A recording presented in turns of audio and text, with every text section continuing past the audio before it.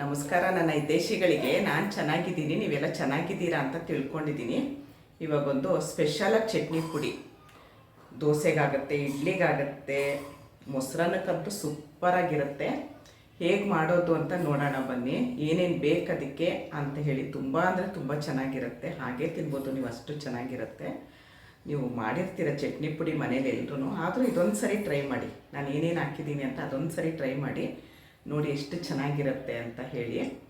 Video ನೋಡೋಕ್ಕಿಂತ ಮುಂಚೆ ಏನು ಮಾಡಬೇಕು, ಲೈಕ್ ಮಾಡಬೇಕು, ಶೇರ್ ಮಾಡಬೇಕು, ಕಮೆಂಟ್ ಮಾಡಬೇಕು, ಸಬ್ಸ್ಕ್ರೈಬ್ ಮಾಡಿ ನನ್ನ ವಿಡಿಯೋ ನೋಡಿ. ಸಬ್ಸ್ಕ್ರೈಬರ್ ಮಾಡದೆ ನೋಡೋರೆ ಜಾಸ್ತಿ ಇರ್ತೀರ, ದಯವಿಟ್ಟು ಸಬ್ಸ್ಕ್ರೈಬ್ ಮಾಡಿ. ಬನ್ನಿ ಇವಾಗ ಏನೇನು ಬೇಕು ಅಂತ ನೋಡೋಣ ಬನ್ನಿ.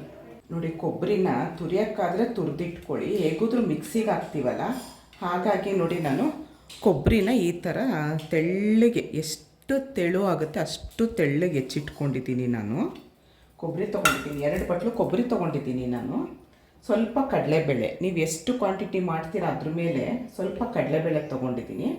ಸ್ವಲ್ಪ ಶೇಂಗಾ, ನೆಲಗಡಲೆ ತೊಗೊಂಡಿದ್ದೀನಿ, ಕಡಲೆಕಾಯಿ ಬೀಜ, ಹುರ್ಗಡ್ಲೆ ತೊಗೊಂಡಿದ್ದೀನಿ, ಗುಂಟೂರು ಮೆಣಸಿನ್ಕಾಯಿ. ಇದು ಖಾರನೂ ಬರುತ್ತೆ, ಕಲರು ಕೊಡುತ್ತೆ.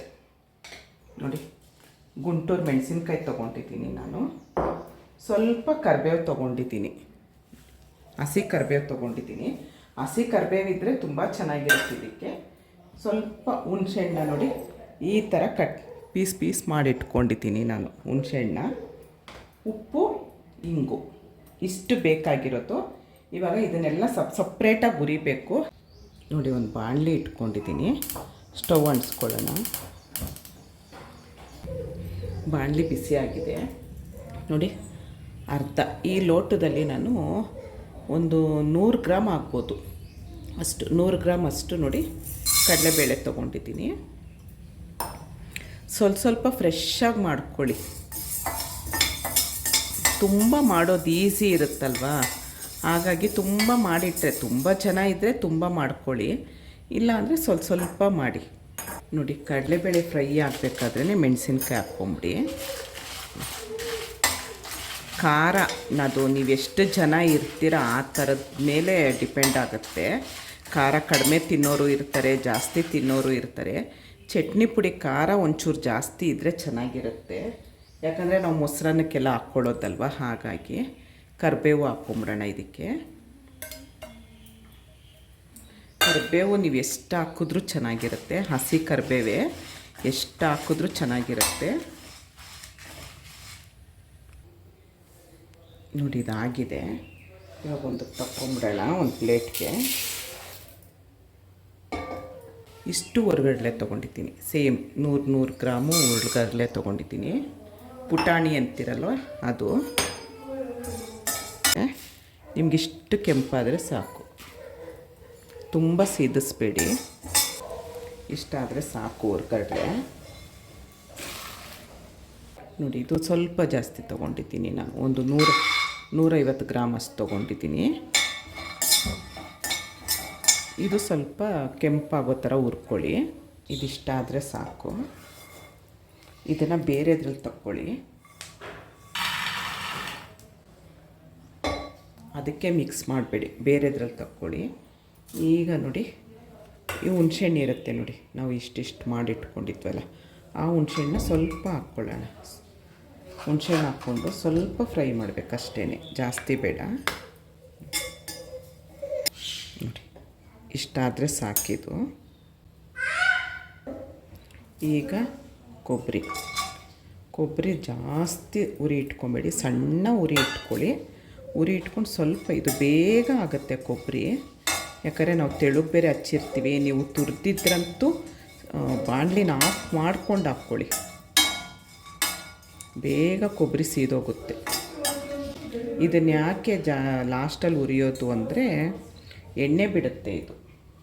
ಕೊಬ್ಬರಿ, ಕಡಲೆಕಾಯಿ ಬೀಜ ಎಣ್ಣೆ ಬಿಡುತ್ತೆ, ಅದಕ್ಕೆ ಸಪ್ರೇಟಾಗಿ ಇಟ್ಕೊಳ್ಳಿ. ಅದೇ ಇವಾಗ ಮಿಕ್ಸಿ ಮಾಡೋದ್ರಲ್ಲಿ ಇರೋದು. ನಾನು ಯಾವ ರೀತಿ ಮಿಕ್ಸಿ ಮಾಡ್ತೀನಿ ಅದನ್ನು ಗಮನ ಇಟ್ಕೊಂಡು ನೋಡಿ.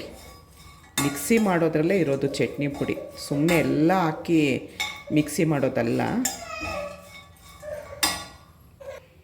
ನೋಡಿ, ಇವಾಗ ಈ ಕೊಬ್ಬರಿ ಸ್ವಲ್ಪ ಆಗಿದೆ, ಹಿಂಗೆ ಹಾಕ್ಕೊಳ್ಳಿ.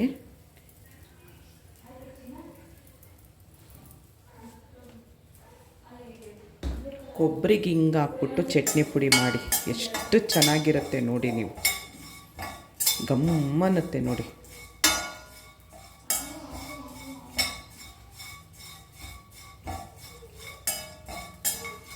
ಇಷ್ಟ ಆದರೆ ಸಾಕಿದು. ಈಗ ಪುಡಿ ಮಾಡ್ಕೊಳ್ಳೋದು ಹೇಗೆ ಅಂತ ತೋರಿಸ್ತೀನಿ ಬನ್ನಿ. ಇದು ಹೀಗೆ ಇರಲಿ ನೋಡಿ. ಫಸ್ಟು ನಾವು ಕಡಲೆಬೇಳೆ, ಪುಟಾಣಿ, ಮೆಣಸಿನ್ಕಾಯಿ ಇದೆಲ್ಲ ಹುರ್ಕೊಂಡಿದ್ವಲ್ಲ, ಇದನ್ನು ಮಿಕ್ಸಿಗೆ ಮಾಡ್ಕೊಬೇಕು. ಇದಕ್ಕೆ ಉಪ್ಪು ಹಾಕ್ಕೊಳ್ಳೋಣ. ಉಪ್ಪು ನೋಡ್ಕೊಂಡು ಹಾಕ್ಕೊಳ್ಳಿ, ಆಮೇಲೂ ಹಾಕ್ಕೊಳ್ಬೋದು. ಇದನ್ನು ಮಿಕ್ಸಿ ಮಾಡ್ಕೊಳ್ಳೋಣ ಈಗ.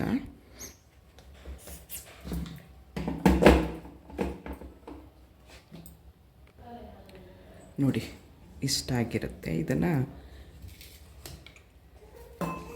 ತಟ್ಟೆಗೆ ತಕ್ಕೊಂಬಿಡಿ. ಈಗ ಇದಕ್ಕೆ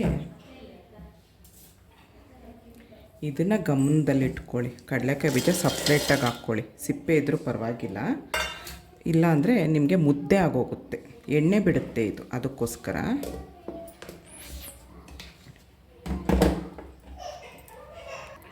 ಹಾಕ್ಕೊಳ್ಬೇಕಾದ್ರೂ ಫುಲ್ ಹಾಕ್ಬಾರ್ದು ನೋಡಿ.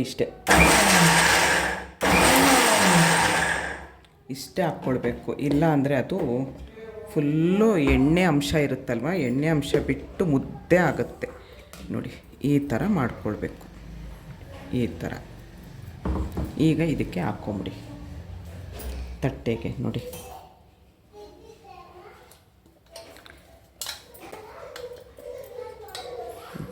ಹೀಗಾಗಿರುತ್ತೆ ಕೊಬ್ಬರಿ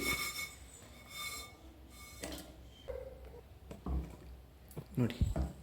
ಇಷ್ಟ ಆಯಿತು ಕೊಬ್ಬರಿ. ಇವಾಗ ಮಿಕ್ಸ್ ಮಾಡಿಕೊಂಡು ಒಂದು ಸರಿ ಎಲ್ಲ ಹಾಕ್ಕೊಂಬಿಡ್ಬೇಕು, ಆವಾಗ ನಿಮಗೆ ಚೆನ್ನಾಗಿ ಬರುತ್ತೆ ನೋಡಿ. ಇದು ಎಣ್ಣೆ ಬಿಟ್ಟಿಲ್ಲ ಕಡಲೆಕಾಯಿ ಬೀಜ, ಇಲ್ಲ ಅಂದರೆ ಎಣ್ಣೆ ಬಿಡುತ್ತೆ ನೋಡಿ. ಎಷ್ಟಾಯಿತು ನೋಡಿ. ನಾವೆಲ್ಲ ಅರ್ಧ ಹಾಕಿರೋದು, ಅರ್ಧ ಲೋಟ ಹಾಕಿರೋದಕ್ಕೆ ನೋಡಿ ಎಷ್ಟೊಂದು ಆಯಿತು. ಸುಮ್ಮನೆ ದುಡ್ಡು ಕೊಟ್ಟು ತೊಗೊಂಡು ಬರ್ತೀರಾ ನೀವು. ಮನೇಲಿ ಮಾಡಿದ್ರೆ ಎಷ್ಟು ಚೆನ್ನಾಗಿರುತ್ತೆ, ನಾವೇ ಮಾಡಿದ್ದೀವಿ ಅನ್ನೋ ಖುಷಿ ಇರುತ್ತೆ. ಈಗ ಒಂದು ಸರಿ ಎಲ್ಲ ಮಿಕ್ಸ್ ಮಾಡಿಕೊಂಡು ನೀವು ಈ ಟೈಮಲ್ಲಿ ಉಪ್ಪು ಸರಿ ಇದೆಯಾ ನೋಡ್ಕೊಳ್ಳಿ ನೋಡಿ. ಇಷ್ಟು ನೈಸ್ ಮಾಡ್ಕೊಳ್ಳಿ. ಈ ಬಾಣಲೆಗೆ ಹಾಕ್ಕೊಂಡು ಮಿಕ್ಸ್ ಮಾಡ್ಕೊಳ್ಳೋಕ್ಕಾಗತ್ತೆ ನೋಡಿ. ನೋಡಿ ಎಷ್ಟಾಗಿದೆ ನೋಡಿ ಚಟ್ನಿ ಪುಡಿ. ತುಂಬ ಚೆನ್ನಾಗಿರುತ್ತೆ. ನಾವು ಕರಿಬೇವು ಜಾಸ್ತಿ ಹಾಕಿರೋದಕ್ಕೆ ಈ ಕಲರ್ ಬಂದಿದೆ. ನೀವು ಮೆಣಸಿನ್ಕಾಯಿ ಬದಲು ಚಿಲ್ಲಿ ಪುಡಿ ಆದರೂ ಬಳಸ್ಬೋದು. ಚಿಲ್ಲಿ ಪುಡಿ ಹಾಕಿದ್ರೆ ಏನಾಗುತ್ತೆ, ನಿಮಗೆ ಕೆಂಪು ಕಲರ್ ಬರುತ್ತೆ. ನಾನು ಗುಂಟೂರು ಮೆಣಸಿನ್ಕಾಯಿ ಹಾಕಿದ್ದೀನಲ್ವ, ಹಾಗಾಗಿ. ಆಮೇಲೆ ನಾವು ಕರಿಬೇವು ಜಾಸ್ತಿ ಹಾಕ್ಕೊಂಡ್ವಲ್ಲ, ಅದಕ್ಕೋಸ್ಕರ ಈ ಕಲರ್ ಬಂದಿದೆ. ಕರಿಬೇವು ಹೆಂಗಿದ್ರೂ ತಿನ್ನಲ್ಲ ಮನೆಯಲ್ಲಿ, ಎಲ್ಲ ತೆಗೆದಿಡ್ತಾರೆ. ಅದಕ್ಕೆ ಈ ಥರ ಚಟ್ನಿ ಪುಡಿಗೆ ಹಾಕ್ಬಿಟ್ರೆ ಚೆನ್ನಾಗಿರುತ್ತೆ, ಹೊಟ್ಟೆಗೆ ಸೇರುತ್ತೆ ಅಂತ ನಾನು ಕರಿಬೇವು ಜಾಸ್ತಿ ಬಳಸೋದು.